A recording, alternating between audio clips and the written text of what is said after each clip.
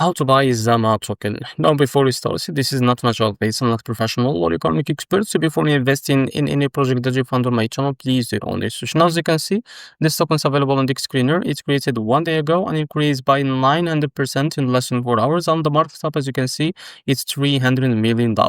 Now, as you can see, to be able to buy this token, just click here to copy the token address and open your Bitget wallet. For that, as you can see, go to your wallet and from the top right corner, click here and make sure to select the BNB chain as well.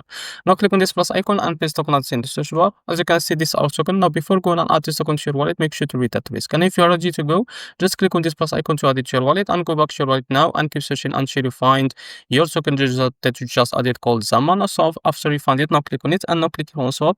Switch from here and from the top you can select the token that you want to buy. For example, USDT, and now you can type here how much you want to buy. So this is how much you will be able to receive that token, as you can see. Now after that, click here on swap and you will be able to buy this token on your wallet. So this is how to buy Zama token. If you found this very helpful, please like and subscribe. See you next video.